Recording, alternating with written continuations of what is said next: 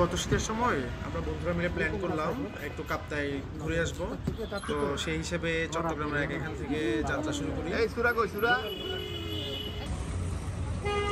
যাত্রার পথে আমরা নাস্তা করতে বসি কুয়াইশি মোড়ে একটা রেস্টুরেন্টে।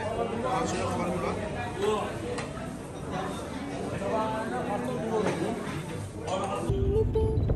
এখানে হচ্ছে আমি আর আমার বন্ধু সৌরভ দুইজন মোটামুটি সিঙ্গেল ছিলাম, মানে পুরোপুরি সিঙ্গেল ছিলাম, আর বাকি সবাই ফ্যামিলির সঙ্গে ছিল। তো বেশ কিছুক্ষণ পর, প্রায় 2 ঘন্টার পর আমরা রিসোর্টটাতে পৌঁছে যাই।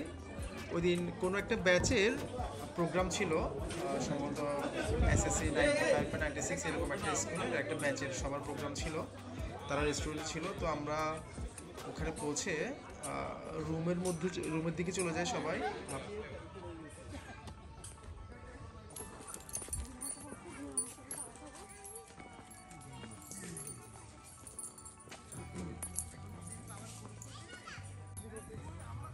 জায়গাটা ছিল ক্যাম্পিং এর জন্য, বেশ কয়েকটা টেন্ট ছিল সেখানে। তো আমাদের 4টা কটেজ বুক করা ছিল। সেখানে ছিল 2টা ছিল পাকা ইটের আর 2টো ছিল কাঠের কটেজের। তো যেটা ইটের ছিল ওগুলোতে আমাদের ভাবিরা এবং বাচ্চারা থাকার জন্য আমরা সেট করি, আর হচ্ছে কটেজগুলোতে আমরা সবাই ছেলে ফ্রেন্ডরা, আর হচ্ছে আমাদের সাথে 2জন ড্রাইভার ছিল ওরা। তো প্রথম দিকে আসলে ক্যাম্পে থাকার একটু ভয় পাই, তো ওটা খালি ছিল। তো সবাই ওখানে গিয়ে ব্যাগটাকে রেখে আমরা একটু আশেপাশে ঘোরার জন্য বের হই। তো লোকেশনটা আসলে অনেক সুন্দর ছিল, গাছপালাগুলা, ফুলের গাছ এবং অন্যান্য গাছগুলো খুব ন্যাচারাল এবং একদম সবুজ। লেকের পানিগুলো পরিষ্কার ছিল পাশে। তো মোটামুটি এনভায়রনমেন্টটা খুবই সুন্দর। 10-এ 9.5 দেওয়া যায় আশেপাশের এনভায়রনমেন্ট। আপনাদের ব্যাপার। এটা কি আমরা পুরুষরা থাকবো? হ্যাঁ, আপনার নামটা এই রুম দুটার পিছনের যে ভিউটা, ওটাও যথেষ্ট সুন্দর আর স্পেশাস ছিল। জিনিসপত্র আছে তো। আর আপনি বলতে এখানে বেডিং সিস্টেমগুলো চেঞ্জ ছিল, ওটা চেঞ্জ করতে হবে আর কি। একদম ফ্লোরিং এ দিতে হবে কিছু। পানিগুলো একদম মানে সবুজ, একদম নিট এন্ড ক্লিন ছিল, খুবই পরিষ্কার। এইদিকে তাকাতেও ভাল লাগার মতো। নিচে কায়াক, এই দেখো বোট সঙ্গে বোট দেখা। এইটা হচ্ছে এই কটেজটার পাশের সাইড, এখানে হ্যামকও ঝুলানো ছিল। হ্যাঁ, কি অবস্থা? বেড়া এবং গাছের তৈরি মাচা টাইপের ছিল, ওখানে বসে। আমি এখন কোথায় জানো? বেশ কিছুক্ষণ আমি হচ্ছে এখন কাপ্তাই বেড়ানা লেকের কাছাকাছি রাইনাদুং রিসোর্ট। আমরা 5টা কাপল বন্ধু, তাদের বাচ্চা সহ, আর আমরা 2টা সিঙ্গেল বন্ধু আসলাম। টোটাল 10, মানে আমরা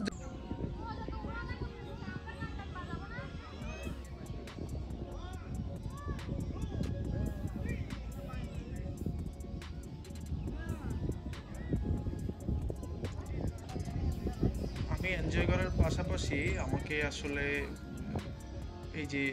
এই ভিডিওটা বানানোর জন্য বেশ কিছু ক্লিপ শ্যুট করা লাগতেছিল।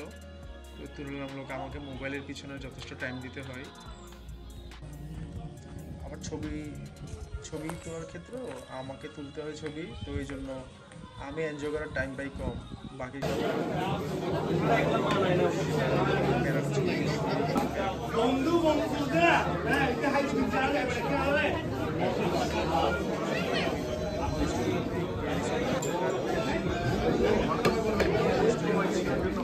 ফাহিম, খাবার কেমন টেস্ট? আলহামদুলিল্লাহ।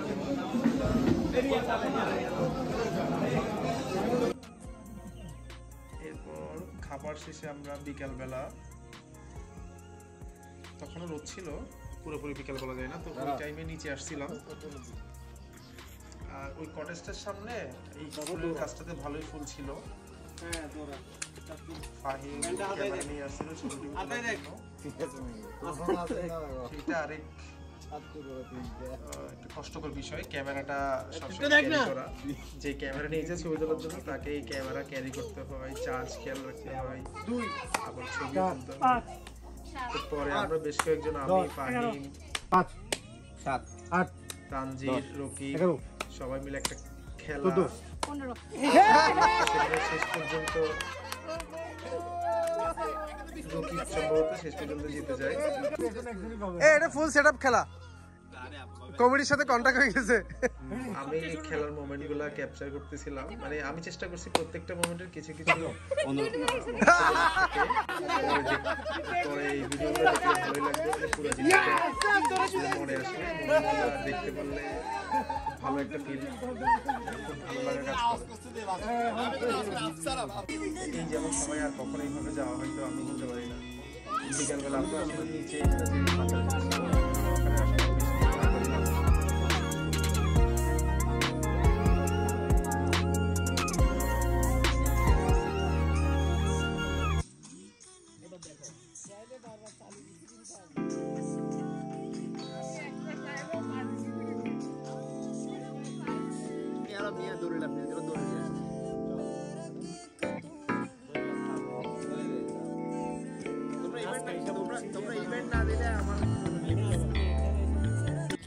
বিকেল হতে হতে যেগুলো কাঠের কটেজ ছিল দুইটা, ওগুলো রেডি হয়ে গেছে। তো পরে আমরা ওখানে আসলাম।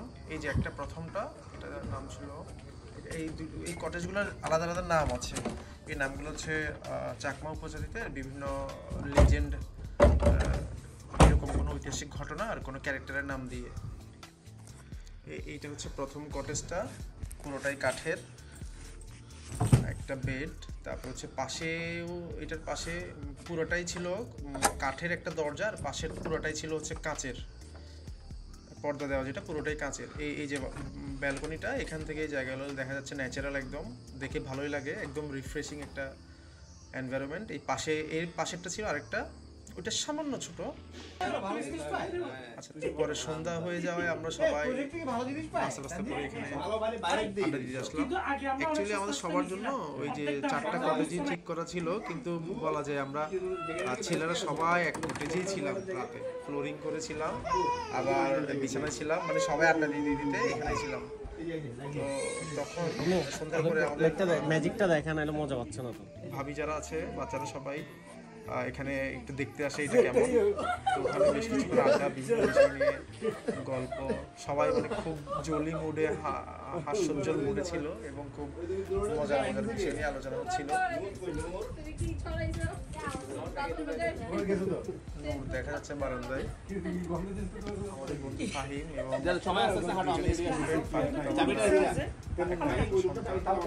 আমাদের আদরের ভাতিজা নূর। তখন অনেক গাল গল্প করতেছে, বানাই।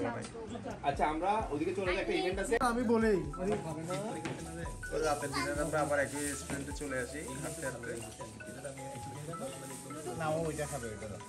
আচ্ছা না, আমরা ডিনার না, আমরা নাস্তা করতে আসি। নুডলস, চা, আরো বেশ কিছু আইটেম নাস্তা করার পর এখানে আমাদের বেশ কিছু খেলাধুলার কিছু আইটেম চলে। চাটা খুবই ভালো ছিল, নাস্তা ছিল, চাটা খুব বেশি ভালো লাগছে। তারপর ওই রেস্টুরেন্টে খেলা আয়োজন করা হয়। এখানে রাকিবের মেয়ে সুরা, সে ট্রাই করে বলটা গ্লাসের মধ্যে তুলতে হবে। এভাবে সবার পালা থেকে কয়েক রাউন্ড হয় খেলা।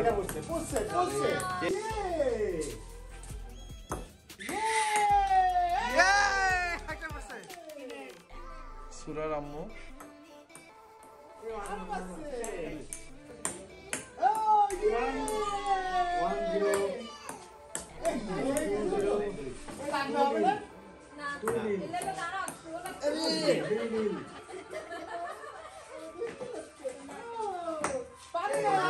ট্রাই করে,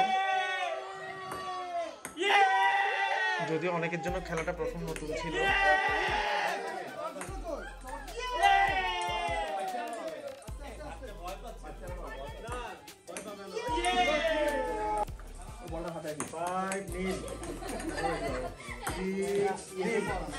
বন্ধু তানজিরের ওয়াইফ 9-9 8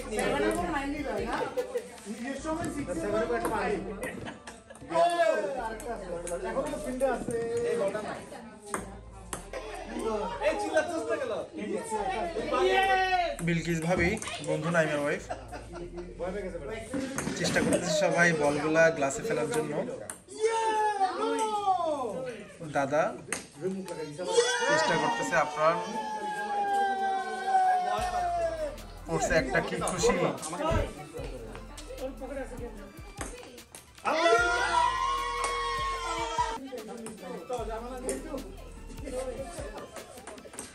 নাইম চেষ্টা করতেছে,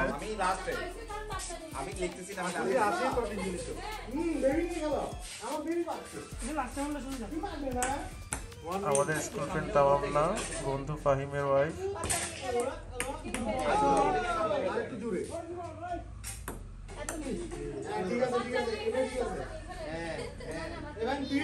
সৌরভ কিপার হিসেবে দায়িত্ব পালন করছে। এই যে একটা পড়লো,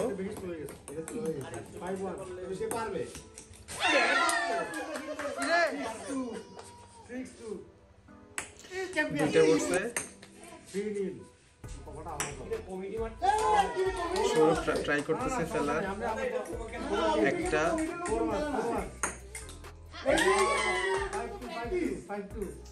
দুইটা। ও সারাদিন এগুলো প্র্যাকটিস করছে।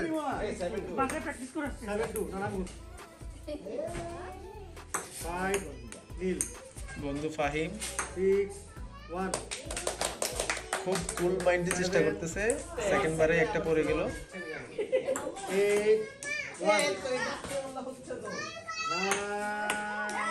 তার একটা পড়ে নাই,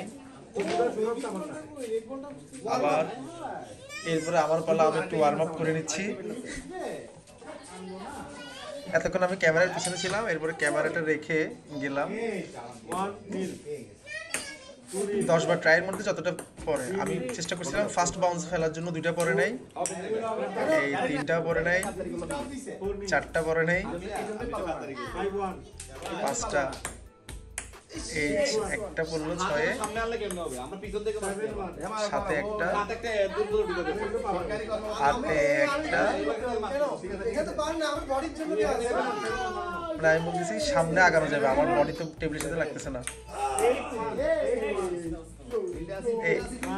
9-এ একটা,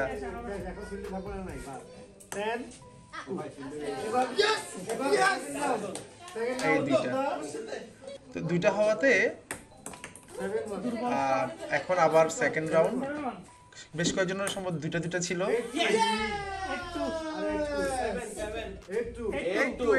দাদা দুইটা করছে,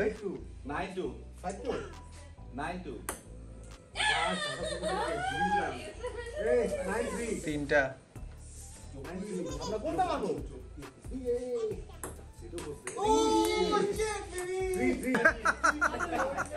চারটার হয় নাই। এটা সেকেন্ড রাউন্ড। সৌরভ এবার সেকেন্ড রাউন্ডের জন্য ট্রাই করবে। যাদের সমান সমান দুটো ছিল তারা সেকেন্ড রাউন্ডে পরে নাই, পরে নাই, একটাও তামান্না।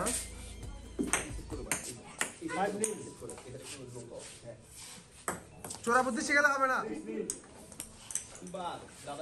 পরে নাই একটাও। ওইদিকে কিন্তু তিনটা, দাদা কিন্তু তিনটা আগায় গেছে, মানে 3 বার বল পড়ছে। যে জিততে হবে তাকে 4টা ফেলতে হবে।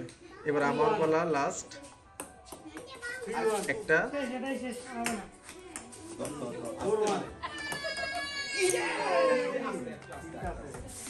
দুইটা, তিনটা হয়ে গেছে অলরেডি।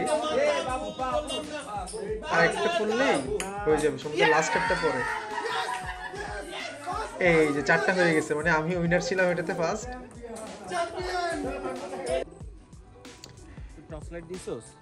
আমার হাতে। এরপর আমাদের আরেকটা খোলা জায়গায়, রেস্টুরেন্টের ওখান থেকে বের হয়ে খোলা জায়গায় মিউজিক পিলো।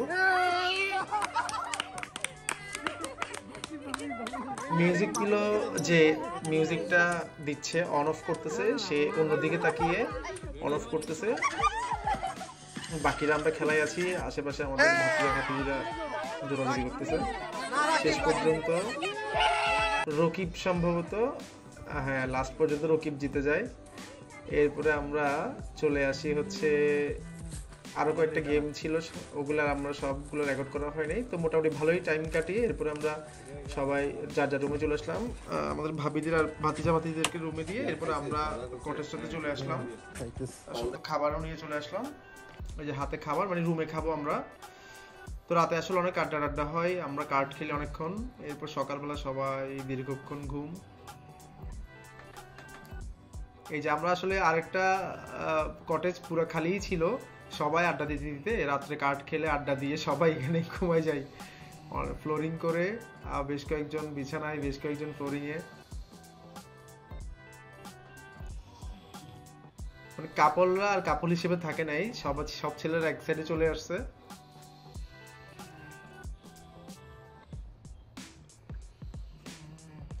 সকালের ভিউটা খুবই সুন্দর ছিল, একদম মানে খুবই একটা ভালো একটা ভিউ ছিল, সূর্যের আলো, একদম ফ্রেশ একটা দিন। রায়বতী, আমাদের এই কটেজটার নাম ছিল রায়বতী। রায়বতী কে ছিলেন সেই ইতিহাসটা লেখা আছে।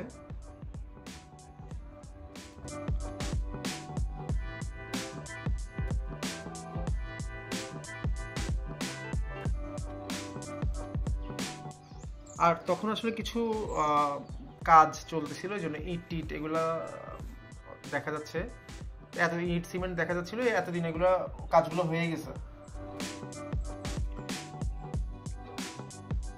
আর ওই দিন একটা প্রোগ্রাম ছিল ওখানে, উপজাতি যারা ছিলেন তাদের একটা প্রোগ্রাম ছিল। তো আমরা তাড়াতাড়ি বের হবো, অন্যদিকে আবার যাব।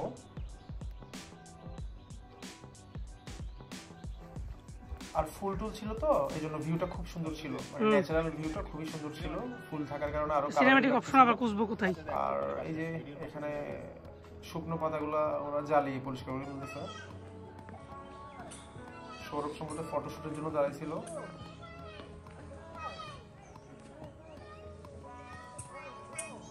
নাস্তা করার জন্য আমরা সবাই আবার রেস্টুরেন্টের দিকে যাই সকালবেলা।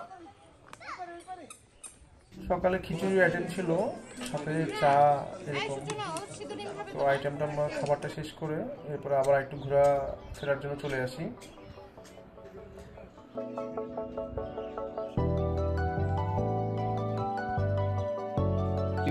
আমি এমন করি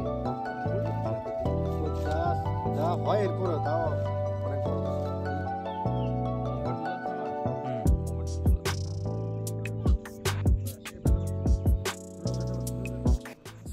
আব্দুল্লাহ তাদের বাবার কোলে, বন্ধুর দুইটা কিউট কিউট বাচ্চা। আমি বেরোচ্ছি আমরা সবাই ক্যাপচার করতে করতে নিজেকে দেখালাম, ক্যামেরার সামনে আসলাম একটু করে। না এটা অনেক বড়, প্লাস এখানে মালিকের সাথে হয়তো আগের পরিচয়।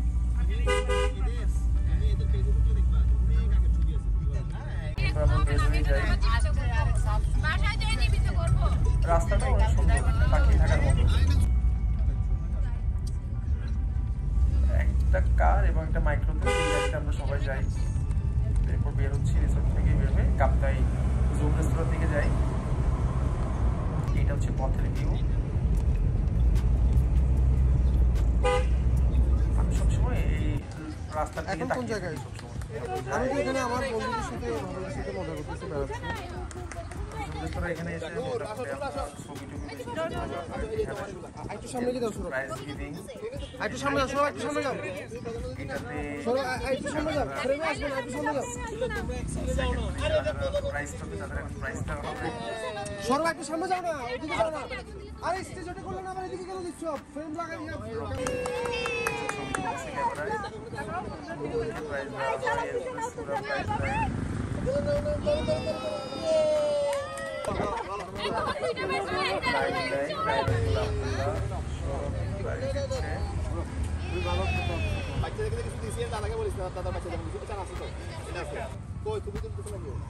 ভিডিও হচ্ছে ভিডিও হচ্ছে।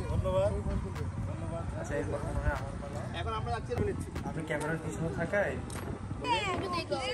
কম দেখা যায় আমাকে, ঠিক আছে কিনা, সময় আসছে কিনা, ফোকাসিং নিচ্ছে কিনা, এগুলো দেখতে দেখতে আমাদের মাঝে বিলু ভিডিও কি হচ্ছে আজকে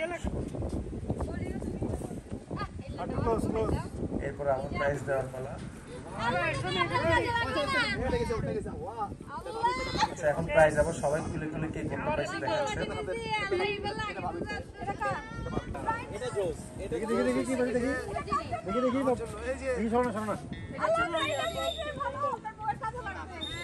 মিনি গ্রিন্ডার পাইছিলাম সম্ভবত, কাজের জিনিস। এরপর জুম রেস্তোরাঁর এখানে বেশ কিছু জায়গায় একটু ঘোরাফেরা হয়। এই জায়গাটাও সুন্দর, এটা বিজিবি নিয়ন্ত্রণাধীন, টিকিট কেটে ঢুকতে হয়। এখানে 2-3টা কটেজ আছে ছোটোখাটো, আবার নিচে একটা পার্কের মতো আছে নিচে। ওইখানে গিয়ে আমরা বেশ কিছুক্ষণ বসে ছবি তোলা হয়। অনেকে এই রাইডগুলোতে চড়ে।